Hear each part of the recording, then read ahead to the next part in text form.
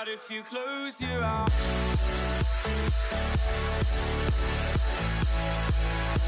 Good day, friends, and welcome to Pass It On, a Knights Nation high school talk show focusing on relevant student and staff conversations and dealing with everyday issues and attempting to bring them into a positive light through ideas, sports, and solutions as it relates to the community that's in and around our school. I'm your host, Andre Quattlebaum, better known as Coach Q. My guest today has one of the most challenging and rewarding responsibilities in a school on a daily basis. This wonderful lady has been with us here at North County High School for 10 years now and works tirelessly to enhance our students here at North County High School. They appreciate every aspect that she's involved in their lives. My guest brings such alacrity to her job and is a well-respected colleague in our school.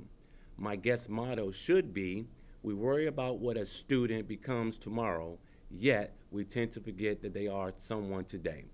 Welcome, Ms. Chelsea Singer, our department chair of our school counselors of North County High School. I'm glad that you made it here today. Thank you. Thank you very much. As I always say, money is time, so let's get started.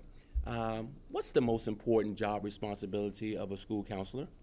I think the most important responsibility we have is inspiring and empowering our students to give them opportunities, enlighten them of what's out there beyond high school and the here and now of what is available to them. Okay. And how do you balance the different needs of the different students that we have here at North County High School? It's tricky when they walk in our door. We take them as a blank slate. Whatever they come in with, whatever emotions, whatever questions they have, we take it and we kind of roll with it and take every individual separately. Okay. Do you guys have, I know that what I've been hearing lately is that a lot of kids are, I guess, befuddled about taking the SATs and ACTs. Do you guys as counselors have strategies to get kids more involved to try to take the SATs and ACTs? We do. What we try to educate them about is if they're going to a technical school, a community college, or a four-year college, all of those schools need SAT scores to have a baseline of where they are and what scholarships are available to them.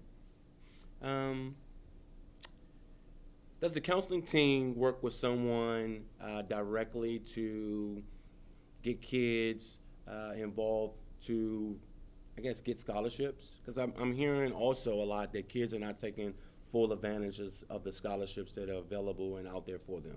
That is true.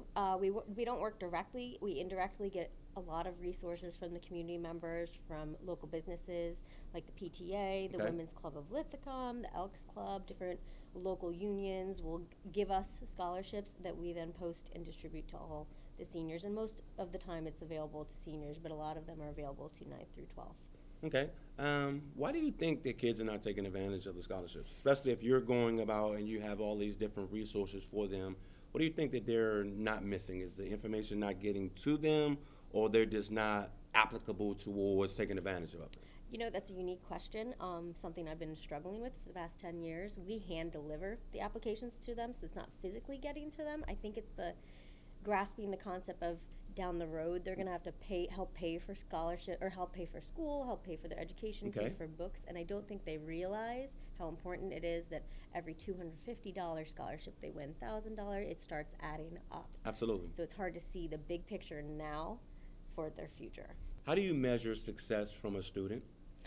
I take where they are, and then I see where they're going, and we kind of pick out goals that match what their end goal is. Like, say they want to be a doctor. We set up a plan of how they're going to get there, whether it be technical school, four-year college, if cost is an issue of finances, because financial and the economy is an issue right now. So Absolutely. We'll play it where they are with their financial and their family economic status, and we'll look at the options, whether scholarships and financial aid can get them into a four-year college, or if the two-year college is the option. So they just take a different path to get to the four-year college to get to where they want to be.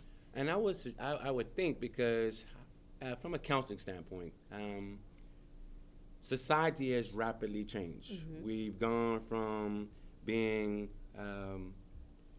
looking at the education aspect as far as out post high school, as far as college, and now it's evolved into a technology phase that most kids don't think that they need to go to college because of the immediacy of how technology advances their skill. You can sit behind a computer and do everything that you possibly can do if you were on a college campus. Right. So as a counselor, how do you try to persuade kids that it's still important to go to college? You know, So what I tend to do is we bring them on college trips. We'll go on a field trip to the community college or to a four-year college so they can get their feet wet. Okay. But the really, and it's hard to explain without them experience it, is the four-year college experience. Interacting with other students that they've never met with, the cultural diversity when they walk on a campus, the interactions with the teachers and the Absolutely. professors, and the bonds and the relationships that they build, much like what they build in high school, but it's beyond and it's different. And that's all becoming an individual human being, and that is what they gain from the four-year college experience. Absolutely. They won't behind a computer. okay. Are you familiar with Mr. Latham's early college access program? I sure am. Yep. How do you think that's evolving, and how do you think that's to the advantage of our high school kids? So what is wonderful about it is we are now bringing we're bringing the community college classes to our campus. Okay. And we're giving our seniors and some of the juniors access to getting college credits earlier than they would have before. Okay. What's nice is it's cheaper. Absolutely. And community college is already inexpensive, but it's making it even more affordable and even more cheaper for them to get college credits that transfer to all the all the four-year colleges in the state of Maryland. So it's opening up options for kids to get their feet wet and take some college classes that they may never have thought of doing before. Very true. When we had them on the show, I learned a lot about that particular program, and I think it's definitely something that's coming down the pipeline that I think is definitely useful for our kids. And that's another phase of how technology now has transitioned from you can be in high school and take online courses towards college and things of that nature. Just a couple more questions because I know you're busy. I'll get you out of here. As a department chair, how does your team remain cohesive to work with the different population of students that you guys deal with on an everyday basis here in high school? So we each bring a very different skill set to the table, and by being such a diverse group of individuals, we capitalize on the strengths of each team member. Okay. And so one counselor may bring one skill set to a table that we can work on and use for like a group meeting or for a college night, Okay. whereas another counselor might bring the informational data collection that helps drive what we're doing to help support the kids. Okay. And one more question. Tell the viewers and listeners something about you that we do not know. Well, viewers, on my after job here, I'm actually a dog trainer, and I compete nationally with my Dog dogs. trainer? Dog trainer, yeah. Okay. So I compete in agility, frisbee, and flyball. How is that? And what do you do that at? Where do I do it? I currently right now train at 2 different facilities in the area. We've got in our backyard in Millersville, there's a facility called Hog Dog Productions, Okay. and they've got an agility center that we train in a barn.